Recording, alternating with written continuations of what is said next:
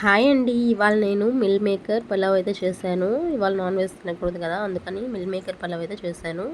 దానికోసం మనం ముందు ఆయిల్ వేసుకొని ఆనియన్స్, టమాటో, బిర్యానీ సెట్ వేసేసుకున్న తర్వాత అవి వేగిన తర్వాత మనము ముందుగా నూరు పెట్టుకున్న అల్లం వెల్లుల్లి పేస్ట్ అయితే వేసేసాను. ఇంకా ఈ అల్లం వెల్లుల్లి పేస్ట్ అయితే వేసేసిన తర్వాత అయితే పచ్చివాసన పోయేలాగా మనం ఫ్రై చేసేసుకోవాలి. ఇలా బాగా వేపేసుకున్న తర్వాత పసుపు, సాల్ట్ అయితే నేను ముందుగానే వేసేసాను. అంటే మనము టమాటో వేస్తాం కదా అప్పుడే. ఇదైతే గరం మసాలా, అలాగే బిర్యానీ మసాలా, ధనియాల పొడి, కొంచెం పెప్పర్ పౌడర్ కూడా వేసాను, టేస్ట్ బాగుంటుందనేసి. ఈ మసాలాలన్నీ వేసేసి కారం కూడా వేసేసాను.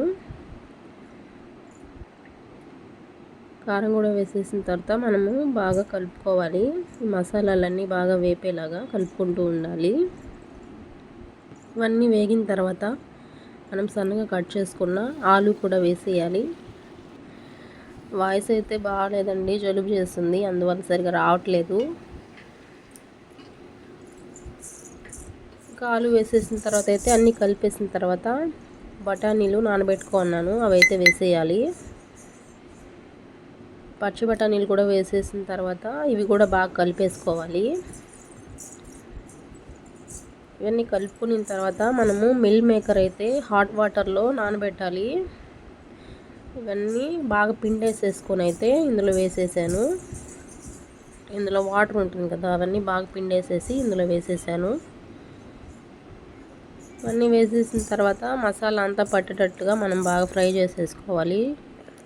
ఉప్పు, కారం అన్నీ వీటికి పట్టేలాగా బాగా ఫ్రై చేసేసుకున్న తర్వాత అయితే మనము నానబెట్టేసుకున్న బాస్మతి రైసెస్ అయితే అందులో వేసేసాను.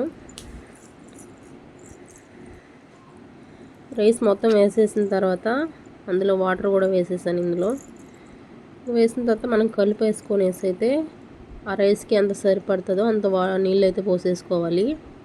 నీళ్ళు పోసుకున్న తర్వాత మనకి ఈ సాల్ట్, కారం అవన్నీ సరిపోయాయో లేదో చూసుకొని చాలకపోతే వేసేసుకోండి. ఇక మనము మూత పెట్టేసుకొనేసి ఒక 20 మినిట్స్ అలా వదిలేద్దాము.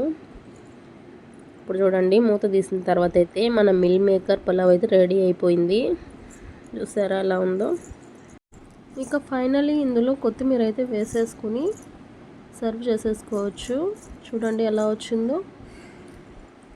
పిల్లలకి కూడా లంచ్ బాక్స్లో చాలా ఈజీగా చేసేయవచ్చు, చాలా టేస్ట్గా ఉంటుంది, హెల్దీ కూడా మిల్ మేకరు. ఇప్పుడు కొత్తిమీర అయితే వేసేసుకుని కాసేపు ఉంచేసి తీసేసారంటే మన మిల్ మేకర్ పలావ్ రెడీ. ఈ వీడియో నచ్చితే ఒక లైక్ చేయండి, మన ఛానల్ని సబ్స్క్రైబ్ చేసుకోండి.